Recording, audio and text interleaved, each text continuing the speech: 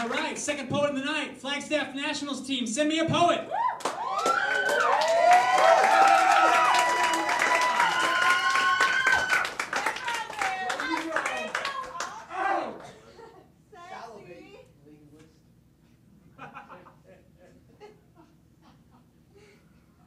I am coded language incarnate, coming to grips with my body is covered head to toe, and every word my mouth cannot seem to pronounce. And I've been wondering about the world, whether or not she knows me, and if she does, why did she choose to make me a poem? Because we spend so much time and energy worrying about our origin and destination that we've forgotten the power of our journey. There's so many prison cells between the mind and soul that the taste of fresh air can often be as foreign and unfamiliar as the people and ideas that we discriminate against. I said the ideas that we discriminate against. Like watching conservative news makes your headlines worthless, and casting a Republican ballot makes it an origami obituary. Like misjudging a situation makes you a sin.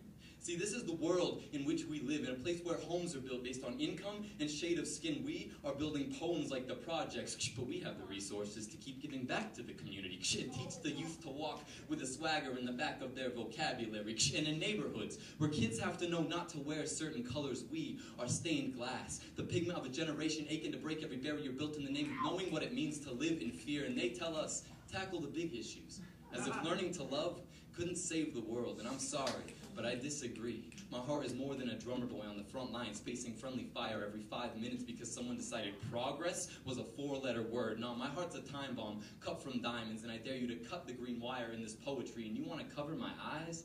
Well, give me the blindfold of their ignorance, and I will show you what a staring contest with God feels like. It is possible to bring the origin of something holy onto the insides of one's eyelids if one believes that what they're seeing will truly bring them salvation. But our vision is constantly taking 2 steps back from our eyelids, so we're always just that far behind, running circles after each other until we end up where we started, running circles after each other until we end up where we started, running circles after each other until we realized halos are just hoops through which to jump on the way to discovering that this world was not built by angels. It was built by citizens and lawmakers, wealthy and poor, Republican, Democrat, teacher, philosopher, bisexual, straight liar, saint, working class, and poet. People who know that one word can compromise a whole inauguration speech, and that a well-written poem can make the dictionary and Bible sitting next to each other on the shelves of opportunity want to make love like the apocalypse just hit, because the end of the world will sting like honesty when we realize that all we were was half of everything we wanted and just a fraction of everything we knew we could have been. I bet you never knew your eyes were seeing more than what was there. But you were on the verge of becoming unpredictable. You sought out answers like you were a question to put your children up for adoption, and taught Braille to open eyes just to prove that language is what keeps us moving forward, inducing breath